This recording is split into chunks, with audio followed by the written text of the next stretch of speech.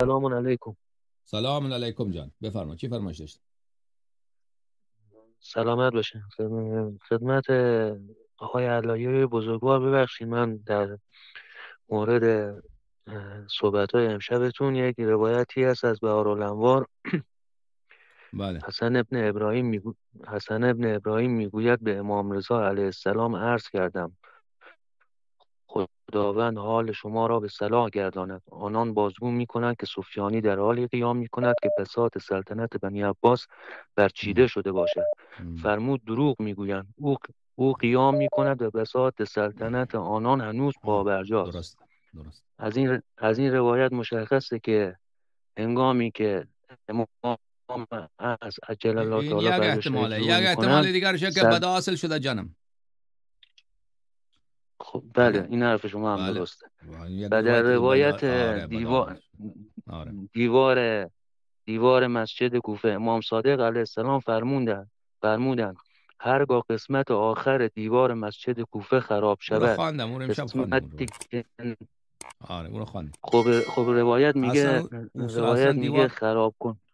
او فقط در ارشاده. در روایت دیگر نوشته که دیوار که منهدم شد این زوال ملک بنی فلان هست، زوال پادشاهی بنی فلان هست. درسته؟ اصلا توی بهار اومده بنی عباس، زوال ملک بنی عباس، بهار جلد آره بنی 52 صفحه اینجا در 210. کتاب غیبت نعمانی و این مصادر دیگر زوال ملک بنی فلانه. حالا بنی عباس هم که باشه، خب بنی عباس ملکشان زائل شد و بعید نیست که در اون زمان اون دیوار شکسته خب شده باشه. منظور در اون زمان دیوار خب شکسته شده باشه. منظور خب جناب، منظور اینجا بنی عباس دومه دیگه. ببین شما چون که بنی اون عباس روایت دوم، شما یک جا برای من نشان بده بنی عباس دوم در حدیث. بنی عباس دوم. حالا یک وقت بیشتر بنی صحبت میکنم. عباس اینجا بنی عباس دوم حدیثی نداره. گوش کن. یعنی اگر کسی بخواد با کش کردن، ببخشید، خب با اجازه کش بدین. کردن جورش بکنه، با کش اجازه کردن با بدین اجتهاد جورش میکنیم، اون یک چیز دیگریه. اجازه بدین آقا علایاری بخونم. جان بخوان. برای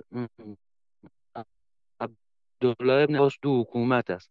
حکومت اولی دو حکومت نیست، آنها دو اول رایتان، آن رایتین، دو پرچمه، دو حکومت نیست، دو پرچم. بله بله، دو پرچم، درسته. دو پرچم. ببین خب لشکرها که می آمدن پرچم داشتن. خب این میتونی شما بله حمل بکنی بر حکومت، که دو دفعه اینا حکومت میکنی. این یک تعبیر بعیدیه، من نمیگم بله بله، غلطه. احتمال شاید رایت باشه اومده منظور، اینجا. اما منظور اینه که شاید میتونه منظور این باشه که اینا دو نوع پرچم داره. یک پرچم مثلا در یک لشکر، یک پرچم دیگر لشکر. شاید منظور اون باشه پرچم اینا دو رنگ بوده در اولش. الله اعلم، چی میدونی معنی. بله، ولی خب اون روایتی که میگه صبح بساط سلطنت آنان وجود دارد، پس امکان داره در بله آینده هم بنی در عباس بیاد. با این روایت اینجوری میشه. نه اونم که همون بنی عباس میگفت. امام علیه السلام که گفته ظاهرش همون بنی عباس، یعنی امام عصر علیه السلام میاد همین بنی عباس منظورشه. او یک بنی عباس دیگر که درباره بنی عباس دیگر صحبت نمیکردن در اون حدیث. خب اون اون راوی هم بنی که عباس صحبت که از میکنه بین که رفتن. این مردم میگه امام زمان علیه السلام میاد بنی عباس حکومتش برچیده شده. خب همین بنی عباس رو میگفتن، همون بنی عباسی که زمان امام رضا علیه السلام بوده. درسته؟ اون بنی عباس دیگر رو نمیگفته. امام علیه السلام همونا رو گفته. بله خب این یک کمی بعیده، یعنی بنی عباس دیگری باشد. این کدام روایت صریح نداره. روایت ها را کش کنی جور میشه. بله یعنی 100% نیست.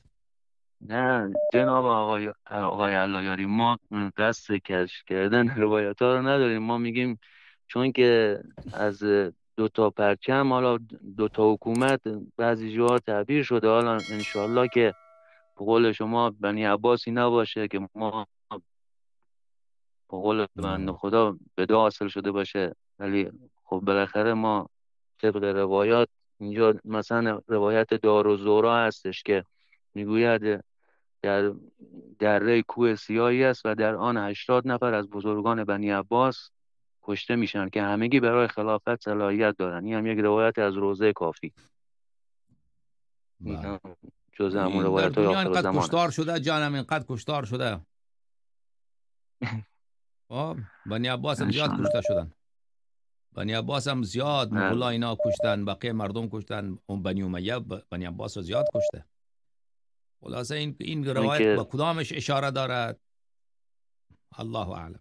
بله، حرف شما درست جناب. ما به قول بنده خدا نمیتونیم الان یعنی این تطبیق که بدیم که بله، این که اگر کدوم بنی عباس کدوم دولت اینا دوباره تشکیل بشه، یعنی امکانش هست، بله. اما این کدام روایت صریح که بگیم که حتما همین چنینه ما نداریم جان. خب چون که بله یک روایت بله. دیگه هم هست که میگه در منتظر آخرین دولت بنی عباس آن به شیعیان ما وعده های شیرین میدن، ولی در عمل خلف وعده عمل میکنه.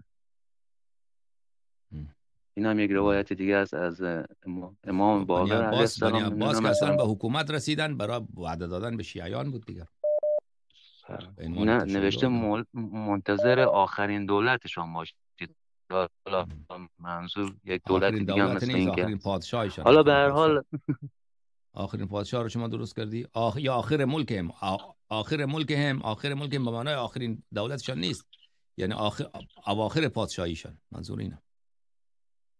و توی روایت ها جنگ های زیادی داریم که سفیانی با بنی عباس درگیر میشه. حالا بازم بله، او ما در رو حرف روایت هست شما که حرفی نداریم سفیانی جناب آقا اون علایاری، ما انشالله که روایتش را جلسه گذشته خواندیم. بله جلسه گذشته خواندیم که بله ببین که اون که بنی عباس که منقرض شد، در روایت آمده که به دست سفیانی منقرض میشه. بله ما عرض کردم که این شاید بدا حاصل شده، چون بنی عباس منقرض شد از خراسان. این لشکر این نه که انقراض بنی عباس از یک طرف از خراسان لشکر میآید و از مغرب سفیانی لشکر میآید. من روایتش اون شب خواندم برای شما. خب از خراسان لشکر آمد و انقراض بنی عباس به دست اونا صورت پذیرفت، اما سفیانی نیامد. شاید درباره سفیانی تأخیر شده دیگر، سفیانی بله بدا حاصل شده. خب، حالا شما بیا، یا حالا یک کسی میتونه انشالله بگوید که این منظور این بنی عباس، این یک بنی عباس دیگریه. خب اون کمی بعیده جان. بله درست میگین شما. بخشیم یا علی، انشالله، خداحافظ اللهم شما. عجل ولیک الفرج انشالله. الهی یا امین، علی الهی مدد. امین، الهی امین. خدا خداحافظ.